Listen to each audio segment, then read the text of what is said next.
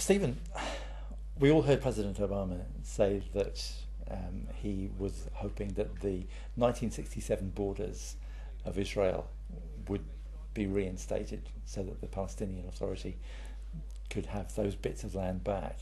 And everyone seemed to throw up their hands in horror and say this was a major reversal, etc., etc. Was it? It's a restatement of a very long-standing policy. It's enshrined in Resolution 242 just after the 67 war. It's been implicitly the policy of the United States to use those borders as a measuring point from which to depart, with some exceptions. Obama did, of course, mention the swaps and made that very clear. That was part of the sentence that sometimes was carved off. And Netanyahu, I think, is concerned about the defensibility of Israel. The United States, I think, is equally concerned. But yeah, 1967 borders, that has been at least the starting point for discussion since that year. So nothing new there. But there were things that President Obama said that actually were verging on startling. Well, startling in the sense that if you were Netanyahu and you were concerned about the security of Israel, if you were presiding over a right-wing coalition in which security is the predominant value, and if you were contemplating an Israel with a 12-mile wide waste, with hostile forces on the other side of the boundary line, with no natural barriers between, except maybe the security wall, then it would be quite startling and quite threatening. So he's reading, I think, Netanyahu is the worst case scenario of Hamas and Hezbollah and Iranian-supported terrorists lurking within missile range, within rocket range of Tel Aviv and settlements in the central part of Israel. Parties like Shas would not want to see any of the current settlements dismantled, which is part of the policy. That is, some of the small, indefensible settlements will have to go.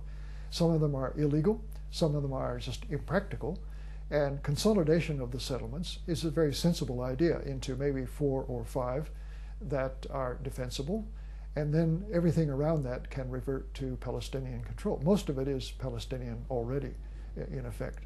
But certainly Netanyahu has a political problem at home, so we see him not only in his international persona objecting publicly to what Obama seems to be proposing, but also he has to keep his coalition together because the opponents, for example, Ehud Barak's Labour Party, they would compromise. They would take Obama's proposals much more seriously, and therefore a change of government in Israel could mean a change of policy.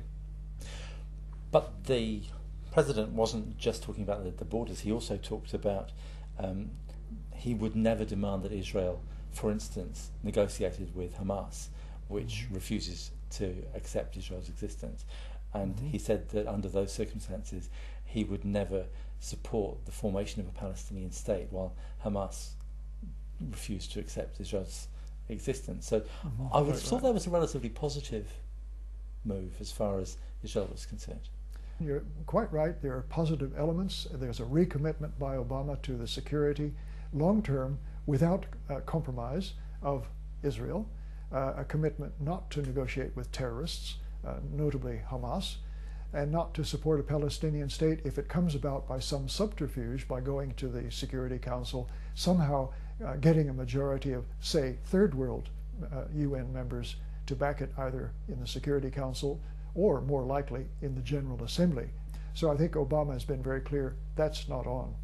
So how is what he said going to be viewed in the other Arab countries, which are going through great turmoil in places? They're not going to give him any thanks for being severe with Israel. They're going to say, why didn't you do it earlier if he does, in fact, sanction Israel? He has no intention of sanctioning Israel. It's all rhetoric, it's persuasion. He also has a lot of rhetoric about supporting the Arab Spring. Democracy movements deserve support. There's no material support to all of that, except the intervention in Libya, which is a special case. There's condemnation and some sanctions of Assad in Syria, but as was pointed out, Saudi Arabia is never mentioned. Saudi Arabia's human rights policies are not good. Saudi Arabia has sent troops into Bahrain to suppress the demonstrators there. So his speech was selective. I think it's in line with U.S. policy, and I think each selective omission or mention can be justified in terms of the way the U.S. sees the world and the complex, varied situation in the Middle East. It's being pushed along by Hillary Clinton, by Susan Rice, the UN ambassador, by his people he talks to who are favorable to the Arabs. And they say, look, the United States is falling behind, Europe is falling behind. Sarkozy's support of Ben Ali in Tunisia, for example, was a mistake.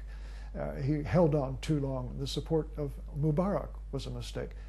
The United States is falling into the same problem of supporting Saudi Arabia, the King of Bahrain, and others. So he had to do something, and this doesn't cost the United States very much.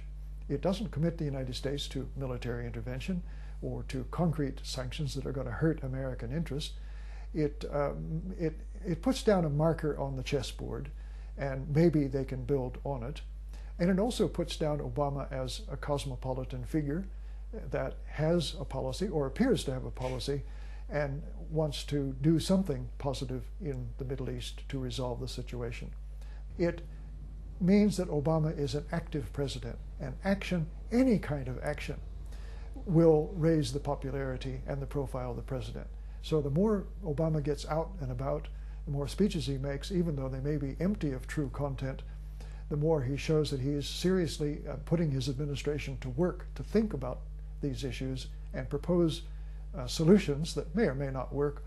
That will be to his political advantage at home. Always great to talk to you, Stephen. Thank you very much indeed. You're welcome.